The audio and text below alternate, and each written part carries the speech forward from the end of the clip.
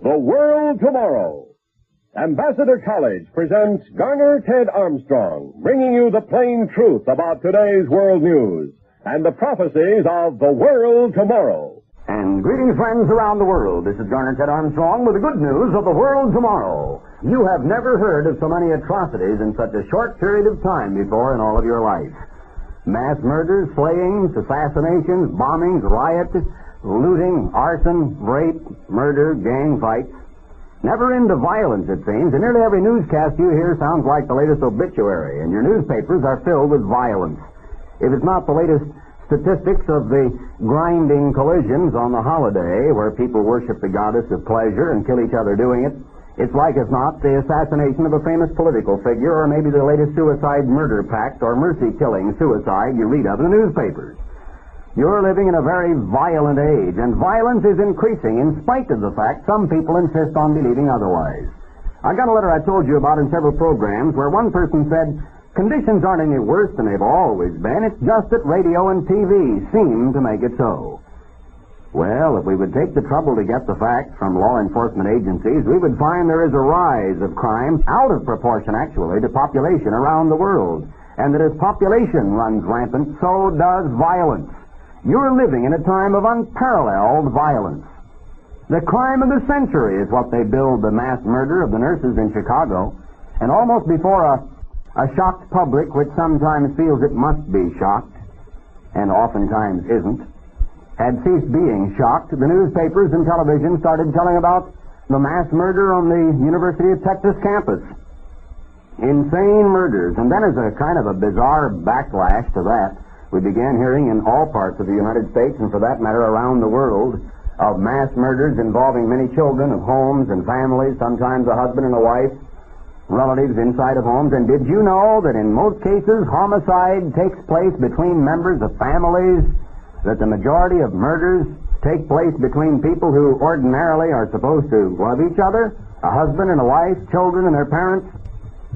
It's a fantastic world you live in, and you've never before witnessed so many horrendous murders and massacres as you have today. Your newscasts begin usually with the local weather, perhaps, or maybe that comes later. The war in Vietnam, then the murders and the bank robberies, and then the latest riots, and then after that, perhaps the assassination of another political figure or some person telling you about some investigation by a Senate subcommittee that has uncovered some more chicanery in high places in government. And then, like as not, you get the local weather report, which is usually not too good. Now, where do you go to hear any good news today? You're living in an age of lawlessness. It's about time you came to realize what is the cause of all this violence. In the current number of a magazine that I want to tell you about is an article on human nature is violent. Tells you why it is violence is running rampant today and what causes violence. Why it is you're living in an age of violence. Why it is police, sociologists, psychiatrists, and historians and the public in general all seek answers and no one seems to know. What causes race riots? What caused the bloody massacre in Chicago?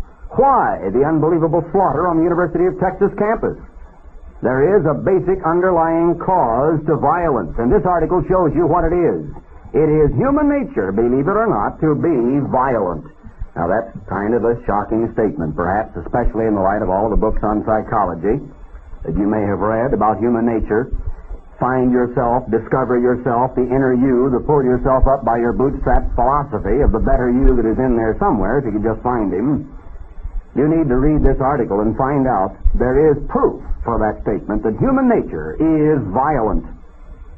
Human nature is the cause of violence, when you understand human nature.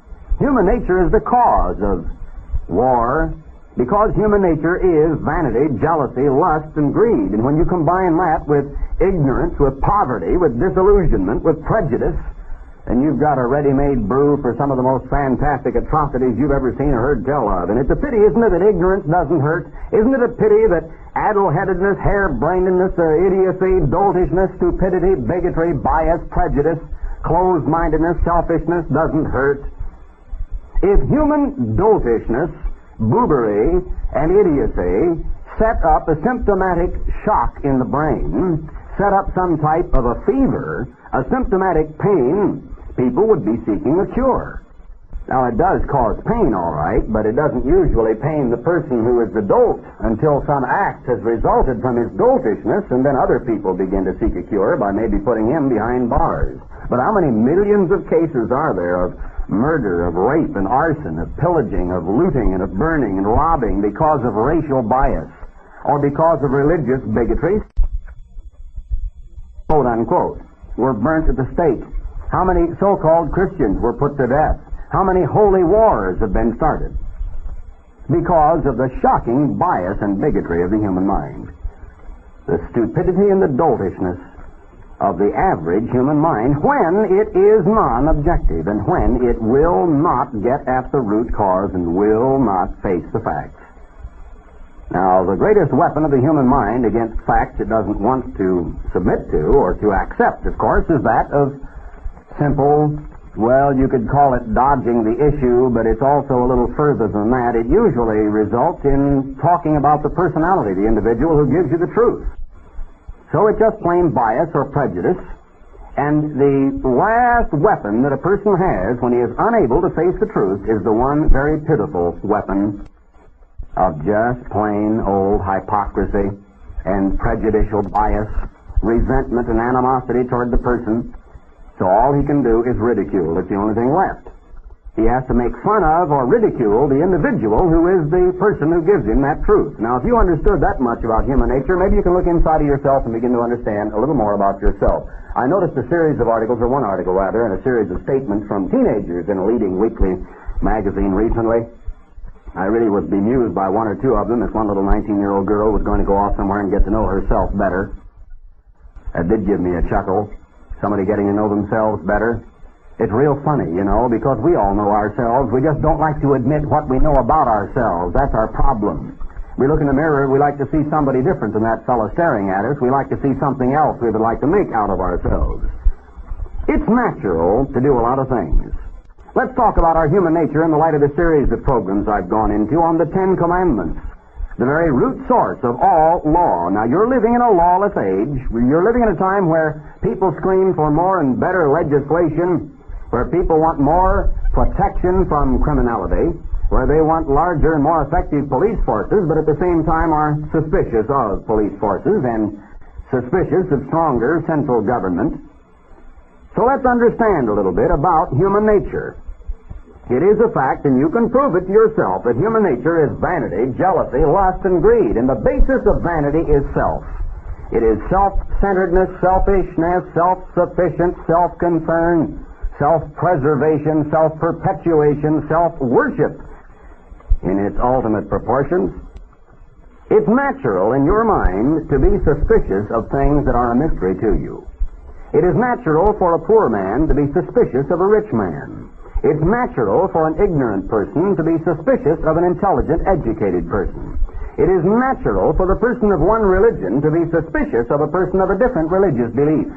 It is absolutely natural, because it's human, to be suspicious. Now, another little characteristic of your human nature is that of exaggeration and minimization to make yourself appear in the best light. You ever notice how when a student or a young person in high school or college, maybe they're learning to swim and they get up on the diving tower, when they're standing down below and they see somebody else go off the high board, they say, "That doesn't look so high." When they're standing down below looking up, they say, "That isn't so high." You ever watch this kid spend the whole day up there pretending to swim because he's scared to go off and is ashamed to come back down the ladder? It's really funny. When you get up and you look down, it looks infinitely higher than it did when you were standing down below. It's the vanity of the human mind. When he's standing in one level and looking up, it just doesn't look so far up there. When he gets up there and looks down, it looks like an infinite distance. It goes on and on. And that is true sociologically. It's true academically. When a person looks at someone he feels is a little superior to him, academically or culturally or athletically, he says, "Oh, he's not so good. Well, he's not so smart. Why, I'm about as good as he is."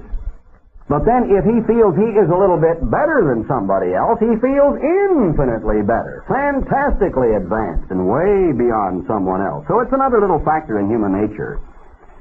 That is exaggeration or minimization. Belittling through ridicule someone you hope to put below you. Now, these are the tools of the carnal mind. These are the tools of the addle-headed brain. These are the tools of bigotry, stupidity, doltishness, prejudice, and human nature. Now let's just admit to ourselves that this is inside all of us unless we found a cure for it, and there is a cure for that part of human nature. There is a cure for the violence in all of us, but most of us have been ignoring the source of that cure. Now let's take a look at the source of your belief regarding law, because I'm coming to one of the commandments here right quickly that is going to really be a little bit of a problem perhaps to some few people because they simply hadn't realized it was there. Most people are going to say, well, of all things, I hadn't realized that before, and a lot of you have already wondered about it and actually found several places, if you've ever read much of the Bible, where you literally thought that that's the way it was, but you just had never taken the time to really get the facts and to prove it. So I'm going to give you a new truth, so to speak, today on this program, and let you just make up your own mind about it. But first of all, how many of your ideas about race, about politics, about religion are carefully thought out, carefully and thoroughly studied and documented, carefully researched, thoroughly proved? Now, the average person gets a little angry to even try to answer those questions or to hear those questions asked because, now, let me put it to you this way. If you are a person of a certain amount of prejudice, you will say, well, who does this guy think he is? And you've already said it a few times as you listen to my voice in the program. Does that make the point clear?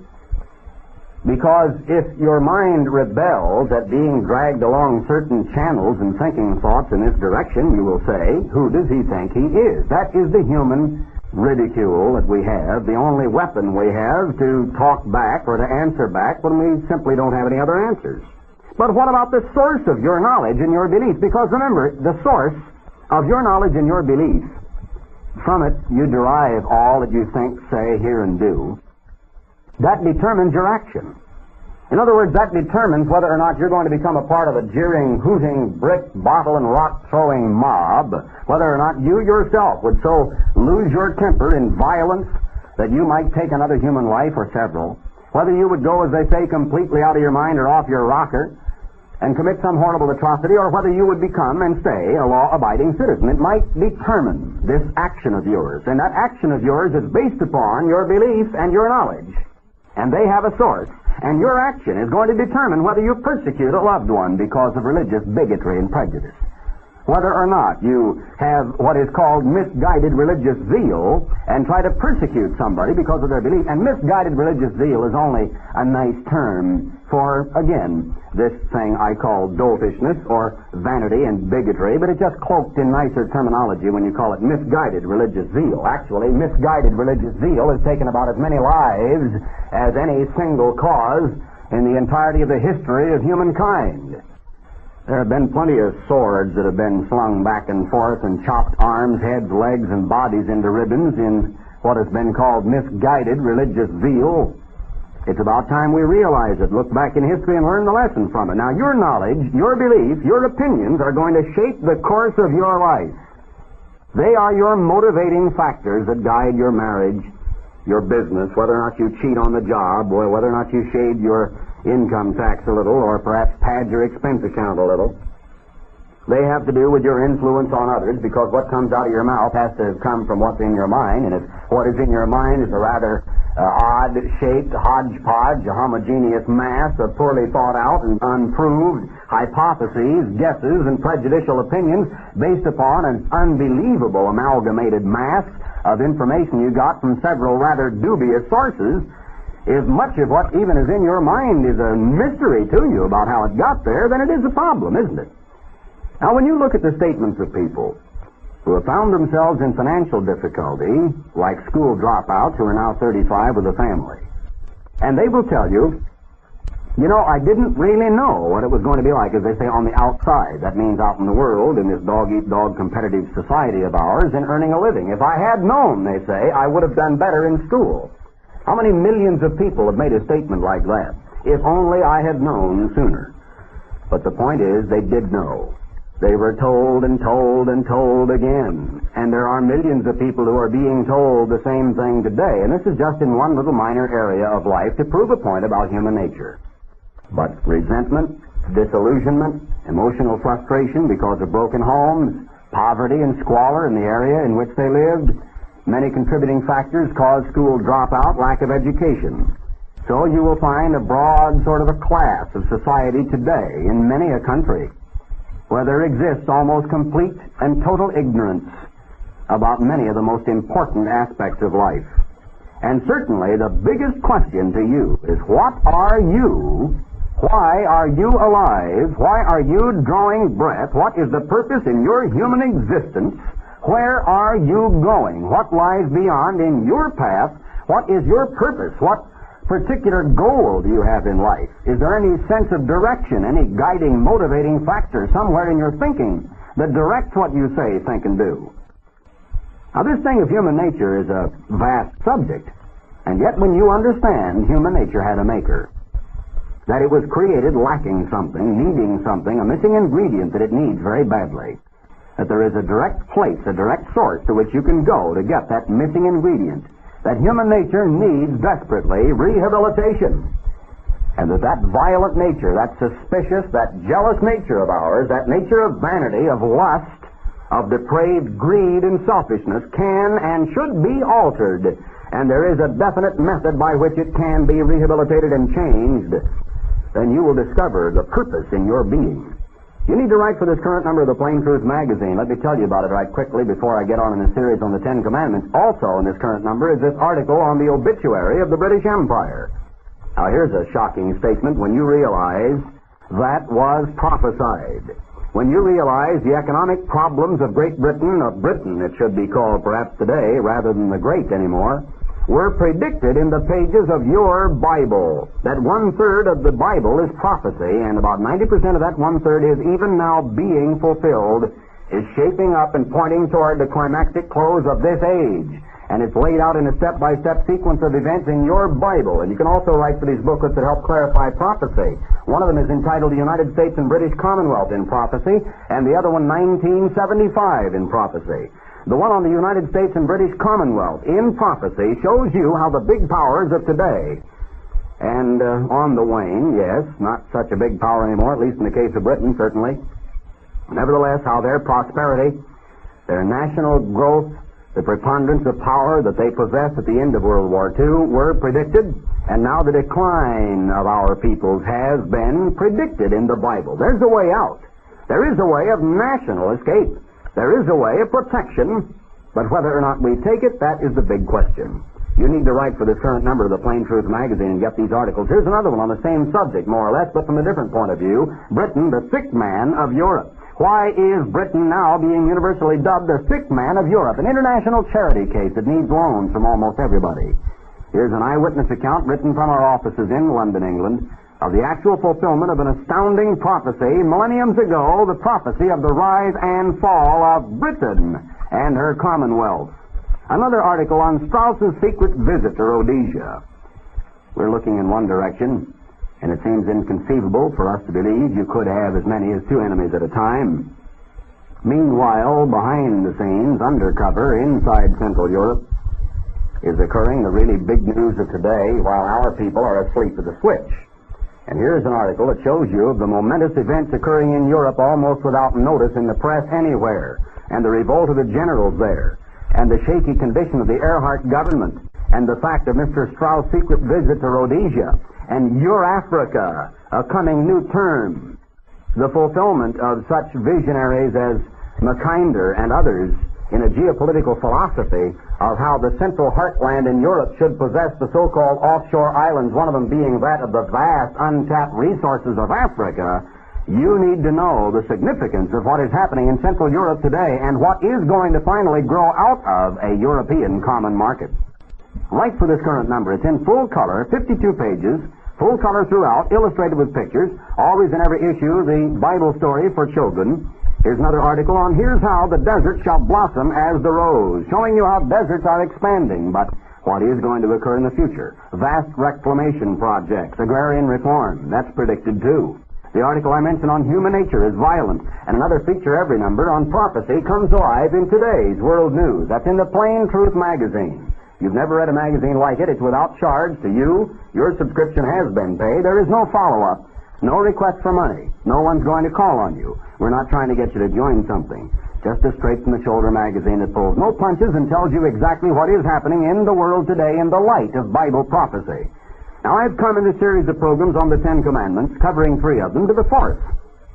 And, of course, this is one that many people are vaguely aware of. They've heard about the Sabbath day. That's not unusual to people. After all, there are many people that do keep, quote-unquote, the Sabbath. They're called Sabbatarians in the dictionary, if you want to look them up. And the Orthodox Jews still observe that 7th day of the week today. The average person, at one time or another, if he's ever read the Old Testament, has at least casually wondered, well, I wonder why we have a different day generally today. And he's wondered about that. He saw where the kings of Judah and of Israel kept the 7th day of the week. He sees where Christ did and where the apostles did. He sees where Paul did and taught the Gentiles too, if he reads the Bible very much. And he sees how it's commanded in the 20th chapter of the book of Exodus in the 10 Commandments, and it was a memorial. Now, very quickly, let's cover in the 4th Commandment. You find in the book of Exodus where the 10 Commandments are first written, codified as they were, and given to Israel as a part of the covenant, the legal agreement between God and these people. He said, beginning in verse 8 of the 20th chapter of the book of Exodus, remember the Sabbath day to keep it holy. 6 days shalt thou labor, and do all your work. Modern versions have it, there are 6 days in which you may labor and do your work, but the 7th day is the Sabbath of the eternal your God. In it you're not to do any work, you, nor your son, nor your daughter, your manservant, nor your maidservant, nor your cattle, nor your stranger that is within your gates. For in 6 days, it makes the positive statement, the Eternal made heaven and earth, the sea, and all that in them is, and rested the 7th day. Now, the Hebrew word is rather revealing because it has to do with remaking or shaping and forming, bringing into orderly sequence out of chaos, and has the force in the Hebrew of remaking or rehabilitating, not creating from nothing. And you find the truth of that in the Bible itself, in the book of Genesis. And if you want to write for this article on the booklet rather, on Does God Exist, and the booklet on the proof of the Bible, you'll get a little bit of that there. And rested the 7th day, wherefore the Eternal blessed the Sabbath day, and hallowed it. Now there are several statements made there. First of all, it says, remember. Well, why remember if it was just now being instituted? Many people think that the Sabbath day was given to the Jews. So how can that be? Adam wasn't a Jew, and it was given to him. It was explained to him. It was set aside in the beginning verses of the 2nd chapter of Genesis. How can it be for the Jews when in Mark 2 and verse 27 you read in the words of Christ himself that he himself made the Sabbath day, and that the Sabbath was made for man, and that the Lord, who is Christ, is Lord of the Sabbath day, Mark 2:27 and 28. How can it be for the Jews when Peter and Paul taught Gentiles to keep it, and kept it, of course, themselves? How can it be for the Jews when Abraham kept it? You read of that in Genesis 26 and verse 5. How can it be for the Jews when it was known to ancient kings? Now, Israel had lost their national identity in Egypt, and it had to be revealed all over again at Sinai, but it was revealed before that. You look back in the 16th, 17th, and 18th chapters of Exodus, before the law was codified and given, and they had already had pointed out to them through oration from Moses, which day was the 7th day of the week. Now it says, remember. So it's looking back. And it says, the Sabbath day to keep it holy. Now, if I were to hand you a pitcher of ice water and say, here, keep that hot, you'd look at me in amazement and say, that's impossible. You've got to heat it up first, and then it'd be difficult to keep it that way. Well, you know, you can't keep something some way. It hasn't been made. Now, it was made holy because God put his presence in it. He wasn't completed with the creation week at the 6th day, at the end of it. He was still creating, but he created by resting. He rested on the 7th day, so it says. And again, let me just interject one point here. If you think this is a biblical argument, you're wrong. This is no biblical argument. I'm going to divorce this entirely from any remote idea about the arguments and opinions of people for a time. I'm just talking about the facts. I'm only telling you what the Bible says, what the facts are, and that means if the Bible is true, then it is true that the Sabbath is a memorial of creation, was not given just to the Jews, but was made for man, that Christ is the Lord of that day.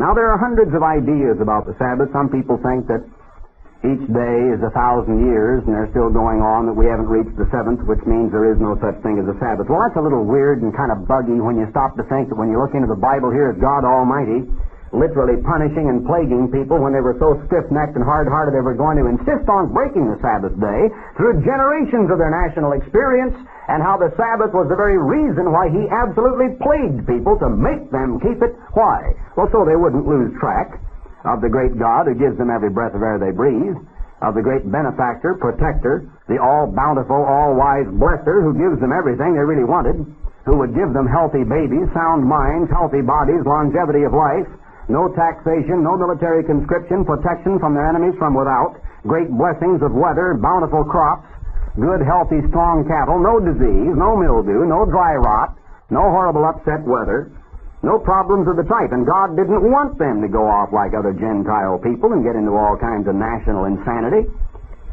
offering their children little screaming babies on altars of pitch and fire. So he forced them to remember that day so they wouldn't forget who he was, so they wouldn't turn their back on the very blessings they all wanted.